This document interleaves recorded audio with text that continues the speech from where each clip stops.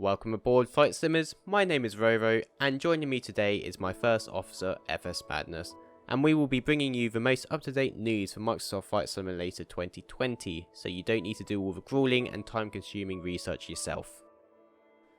Starting off, last week we saw the release of World Update 3 where Microsoft and Asobo updated a plethora of viewpoints and tweaked many airports in the England region. However, from this update we also saw multiple performance issues. For example, a large group of players have reported at least a 10 to 20% decrease in performance in FPS, and also multiple players have reported major frame rate issues at LFPG or Charles de Gaulle Airport, where some players have even reported where their games are frozen and even crashed. I myself have experienced this and hope that it is fixed in the next World Update. Moving on to the most exciting part of this video is with the talks between Microsoft and Asobo, which took place on the 10th of March on their regular livestream, which allowed the community to ask the development team questions about the upcoming updates. The stream was an hour and a half long and included vital information on what to expect in the next World Update. They had stated on the stream that France, Belgium, Netherlands and Luxembourg will all have major improvements in the simulator through new aerial imagery, points of interest and all new handcrafted airports. On top of all of that, Gaia Simulations have also returned to develop new airports for the next World Update. You can see a list of the 3 airports which they have confirmed right now. In addition, Orbix has also been involved to help fix over 100 airports, thankfully, as a lot of them are not to the standard as what we expect them to be. So hopefully we should start seeing more airports looking more like the UK ones and a lot more detailed and accurate taxiways, runways and etc. Microsoft Flight Simulator will also bring a lot more points of interest, especially tourist destinations. For example, the Eiffel Tower has been confirmed to be reproduced in photogrammetry for the simulator.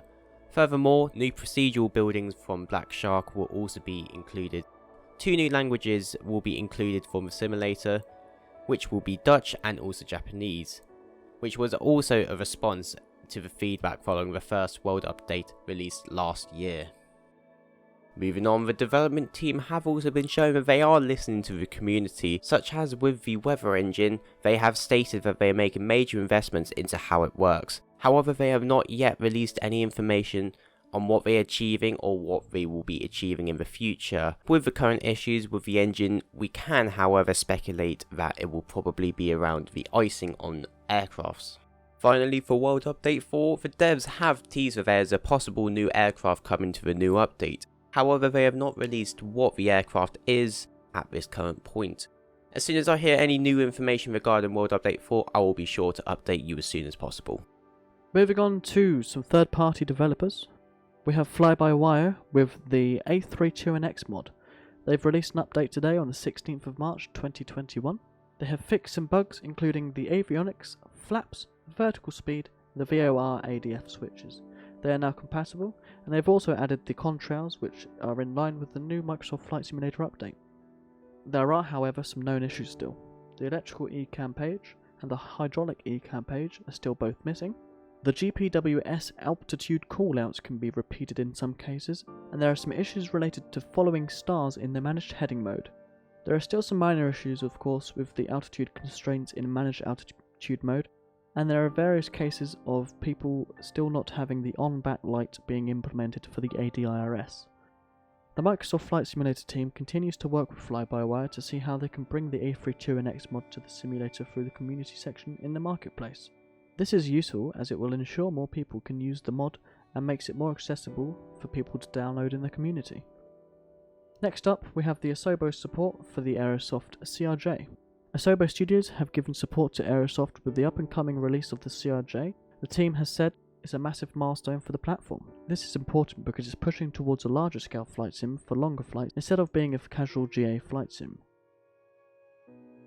Now for the final story in this video, we're going towards Iris Simulations. Now after the release after the Jabiru 160 and 170 in Microsoft Flight Simulator, that has really gotten the rest of the community excited for upcoming projects which Iris Simulation is working on. One specifically, I have reached out to Iris Simulations regarding their Grob Tutor. They have stated that the Grob Tutor will actually be released in 2021, however they do not have any timeframes as to when it will be released. They have also stated that pre-existing customers will also get a discount. So if you already own the Grob Tutor in P3D, then expect a nice little discount for when you purchase it from Microsoft Flight Simulator. As to how much that discount is, we don't know, as nothing has been 100% confirmed yet. But either way, thank you David at Iris Simulation for that information. Now moving on to my favourite part of these videos is the part where we talk about what we would like to see from a Sims ourselves. I myself would like to see a bunch of internal performance fixes, so these would be fixes done through Microsoft instead of using third-party add-ons, especially when it comes to the texturing of some buildings and so on. A lot of them do cause a lot of lag still, and a lot of them are still not accurate, so I would like to see that. They can still implement some fixes as well, including using multi-core functions, as I feel like this would increase the performance of the game tremendously. And that's it for today's video, Flight Simmers. We really do hope you enjoyed this video.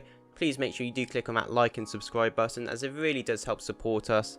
Other than that guys, this has been Information Alpha. See you later.